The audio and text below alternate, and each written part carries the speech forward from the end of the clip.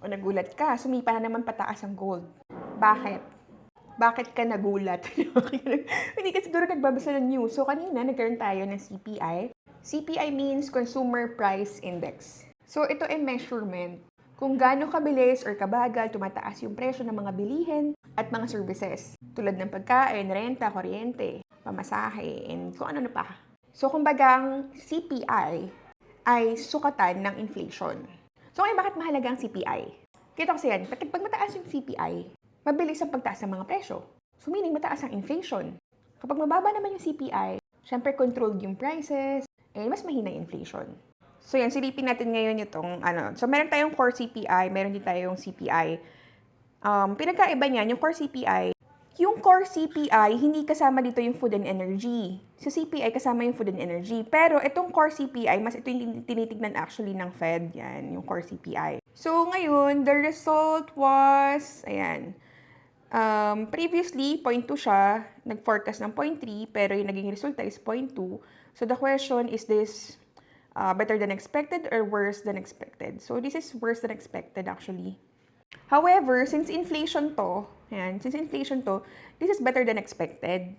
Ibig sabihin, bumaba ang inflation. So ngayon kung bababa ang inflation, yung pressure sa Fed or Federal Reserve na mag-maintain na mataas na interest, medyo less.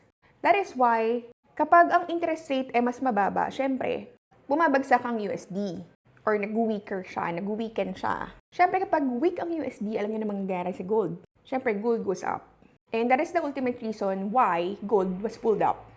So, ayan nga guys, umangat na siya. Umangat siya because of the CPI. Umangat ito, gold to guys Ayan. So, kanina, ayan, nakapagpabay tayo. Ayan. At 4,590 to 4,580. And ito yung natin naging mga TPs, SL 4573. And right now, ayan, running TP7 na tayo and we were able to generate 240 pips. Ayan. So, yun yung pabay natin kanina sa community. And right now, ito siya guys. Ito yung entry natin and nag-partial profit na ako actually. And ito, na-partial profit ko na yung 0.3. That's why we were able to generate 483. So, today, medyo marami tayong naging trades din today.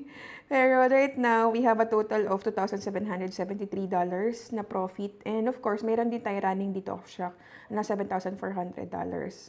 And depende niya kino-close. So, magkano yung profit natin today? Na-closed na. $2,773. So, in peso, 2,773. So, we have 164,000 pesos today for our profit. Today yan guys Today. And, yes, live account siya, guys. Ayan. So, itong ginagamit ko account, dito sa phone na binambibideo ko ngayon. Pero ito, viewing account ko lang to dito sa ating phone na to para hindi ko siya nagagalaw.